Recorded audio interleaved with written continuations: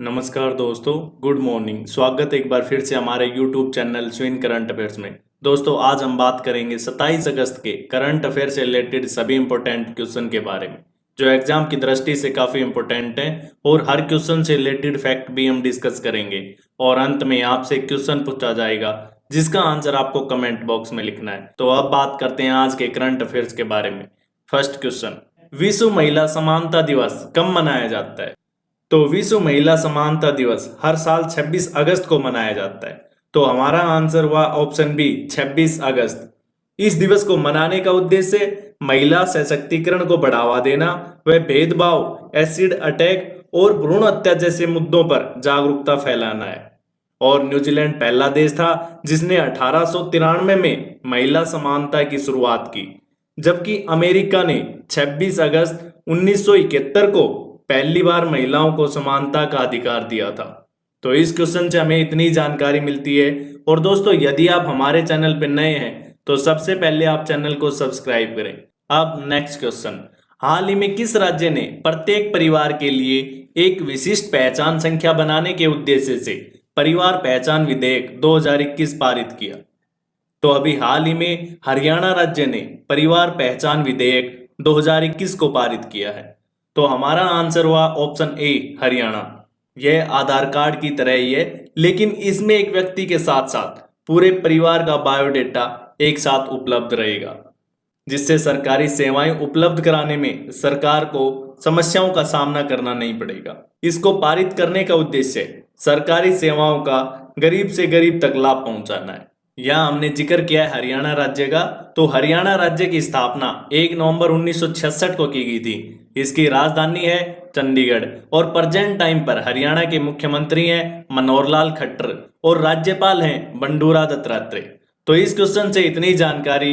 अब next question, Bharat Kazakhstan संयुक्त प्रशिक्षण अभ्यास काजिन 21 का आयोजन कहाँ किया जाएगा? तो अभी 30 अगस्त से 11 सितंबर तक भारत कजाकिस्तान संयुक्त प्रशिक्षण अभ्यास का आयोजन कजाकिस्तान के आयसा बीबी में किया जाएगा। तो हमारा आंसर हुआ ऑप्शन डी, आयसा बीबी।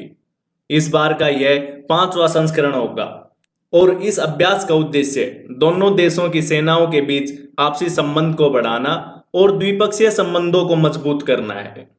इसी तरह भारत और अमेरिका के बीच वज्र प्रहार और युद्ध अभ्यास किया जाता है, और भारत और इंडोनेशिया के बीच गरुड़ शक्ति, और भारत और श्रीलंका के बीच मित्र शक्ति, भारत और जापान के बीच सूर्यकिरण किया जाता है। तो इस क्वेश्चन से हमें इतनी जानकारी मिलती है। और यदि आप इसी तरह सभी देशों की एक्सरसाइज की वीडियो चाहते हैं तो आप हमें कमेंट बॉक्स में लिख सकते हैं। अब नेक्स्ट क्वेश्चन, हाल ही में केंद्र सरकार ने बैंक कर्मचारियों की फैमिली पेंशन को कितने प्रतिशत बढ़ाने के प्रस्ताव को मंजूरी दी? तो अभी हाल ही में केंद्र सरकार ने बैंक कर्मचारियों की फैमिली पेंशन को 30% बढ़ाने की मंजूरी दी है। यानी हमारा आंसर हुआ ऑप्शन सी, 30%। यह घोषणा हमारी केंद्रीय वित्त मंत्री निर्मला सीतारमण ने एक कार्यक्रम के दौरान की। इससे पहले भारतीय बैंक संघ ने इसे 30% बढ़ाने के प्रस्ताव को केंद्र सरकार के पास भेजा था। यहाँ हमने जिक्र किया है भारतीय बैंक संघ का। तो इसकी स्थापना 26 सितंबर 1946 को की गई थी। इसका मुख्यालय है मुंबई, महाराष्ट्र में, और प्रेजेंट टाइम पर इसके अध्यक्ष हैं राजकिरण राय। तो इस क्वेश्चन से इतनी जानकारी। और यदि आपको हमारी वीडियो अच्छी लगती है तो वीडियो को लाइक और शेयर करना ना भूलें। अब नेक्स्ट क्वेश्चन, हाल ही में digital marketing group of Rajasthan के खिताब से किसे नवाजा गया? तो अभी हाल ही में एंटरप्रेन्योर मोहित पटेल को digital marketing group of Rajasthan के खिताब से नवाजा गया है। तो हमारा आंसर हुआ ऑप्शन ए, मोहित पटेल। इन्हें यह किताब इनके द्वारा कम उम्र में बड़ी बड़ी सेलिब्रिटी एवं कलाकारों का डिजिटल मार्केटिंग एवं प्रमोशन का कार्य करने के रूप में मिला है। यहाँ हमने जिक्र किया है राजस्थान का। तो राजस्थान राज्य की स्थापना 1 नवंबर 1956 में की गई थी। इसकी राजधानी है जयपुर और प्रेजेंट टाइम पर राजस्थान के मुख्यमंत्री हैं अशोक गहलोत और राज्यपाल हैं कलराज मिश्र। तो इस क्वेश्चन से इतनी जानकारी। अब नेक्स्ट क्वेश्चन, टोक्यो पैरालंपिक के उद्घाटन समारोह में भारत के ध्वजवाहक कौन बने? तो अभी हाल ही में आयोजित टोक्यो पैरालंपिक में जेवलिन थ्रोअर टेकचंद को भारत का ध्वजवाहक बनाया गया? तो हमारा आंसर हुआ ऑप्शन सी, टेकचंद। इससे पहले थंगावेलु मरियप्पन को भारत का ध्वजवाहक बनाया गया था, लेकिन उनके क्वारंटीन होने की वजह से टेकचंद को ध्वजवाहक बनाया गया। इस बार के पैरालंपिक 24 अगस्त से 5 सितंबर तक जापान की राजधानी टोक्यो में आयोजित करवाए जा रहे हैं।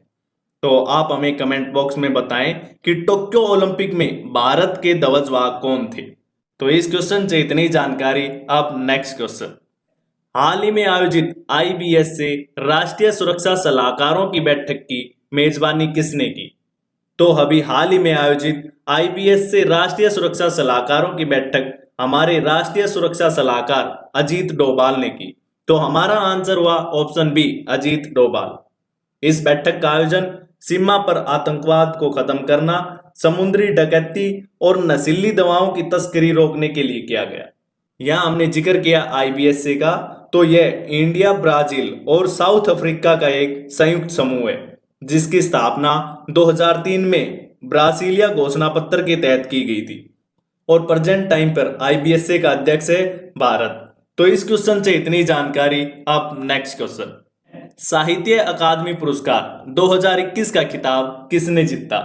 तो अभी यह खिताब जीता है यशोधरा मिश्रा और ओमचेरी एनएन पिल्लई ने। तो हमारा आंसर हुआ ऑप्शन सी, उपरोक्त दोनों। यशोधरा मिश्रा को यह खिताब उनके काम समुद्र कुल्लाधरा और पिल्लई को उनके काम आकाश निकम के लिए दिया गया है। इससे पहले 2020 का खिताब प्रसिद्ध उपन्यास सेल्लालाथा पन्नम के लेखक इमायम को दिया गया था।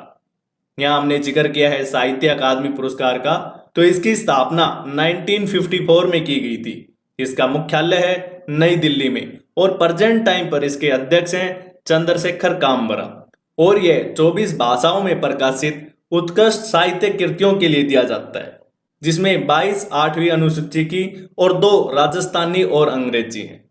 और इसके विजेता को 1 लाख का चेक और एक ताम्र पट्टिका वाला ताबूत दिया जाता है। साथियों, कई बार क्वेश्चन राशि से भी पूछ लेते हैं, इसलिए हर जानकारी को ध्यान से पढ़ें। अब नेक्स्ट क्वेश्चन, टोक्यो पैरालंपिक में पहला स्वर्ण पदक किसने जीता? तो अभी टोक्यो पैरालंपिक में पहला स्वर्ण पदक जीता है ऑस्ट्रेलिया की साइक्लिस्ट पीज ग्रेको ने।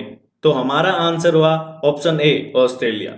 इन्होंने वेलोड्रोम ट्रैक पर महिलाओं की 3000 मीटर परस्यूट में पहला स्थान हासिल किया और चीन की वांग जियोमी ने रजत पदक जीता और जर्मनी की डेनिस शिंडलर ने कांस्य पदक अपने नाम किया। और इस बार के टोक्यो पैरालंपिक में भारत के 54 खिलाड़ी 9 खेलों में अपनी प्रतिभा दिखाएंगे, जो कि अब तक का सबसे बड़ा दल है।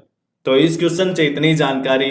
अब नेक्स्ट क्वेश्चन, दुनिया का सबसे ऊंचा और सबसे बड़ा ऑब्जर्वेशन व्हील कहां खोला जाएगा? तो अभी एन मुंबई नामक दुनिया का सबसे ऊंचा और सबसे बड़ा ऑब्जर्वेशन व्हील दुबई में खोला जाएगा। यानी हमारा आंसर हुआ ऑप्शन सी, दुबई।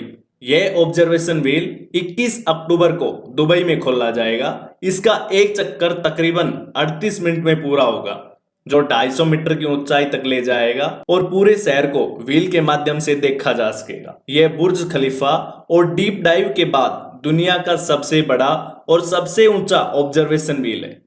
यहाँ हमने जिक्र किया दुबई का, तो यह यूएई यानी संयुक्त अरब अमीरात का एक शहर है और प्रेजेंट टाइम पर यूएई के प्रधानमंत्री हैं मोहम्मद बिन राशिद और राष्ट्रपति हैं खलीफा बिन जायद। और यूएई में आईसीसी का मुख्यालय भी है और यूएई में बचे हुए आईपीएल 19 सितंबर से आयोजित करवाए जाएंगे। तो इस क्वेश्चन से हमें इतनी जानकारी मिलती है। और दोस्तों, यदि आपने अभी तक हमारे चैनल को सब्सक्राइब नहीं किया है तो सबसे पहले आप चैनल को सब्सक्राइब करें, क्योंकि आगे हम आपके लिए ढेर सारी वीडियो लाने वाले हैं जो आपके लिए इंपॉर्टेंट रहेंगी। अब नेक्स्ट क्वेश्चन, अब लास्ट वीडियो के क्वेश्चन का आंसर। लास्ट वीडियो में हमने क्वेश्चन पूछा था कि हाल ही में मिस इंडिया इंटरनेशनल 2021 का खिताब किसने जीता? तो इस क्वेश्चन का डी ऑप्शन सही था, जोया अफरोज, और लगभग आप सभी ने सही आंसर दिया। अब नेक्स्ट क्वेश्चन, अब आज का क्वेश्चन, तो आपके लिए आज का क्वेश्चन है, हाल ही में सहकारिता मंत्रालय में संयुक्त सचिव किसे नियुक्त किया गया है? तो आपके सामने 4 ऑप्शन है, इनमें से आपको सही आंसर कमेंट बॉक्स में लिखना है। और दोस्तों, यदि आप डेली करंट अफेयर से रिलेटेड पीडीएफ चाहते हैं तो आप हमारे टेलीग्राम ग्रुप से भी जुड़ सकते हैं, जिसका लिंक नीचे डिस्क्रिप्शन में दिया गया। धन्यवाद। Subscribe now and press the bell icon. Never miss an update.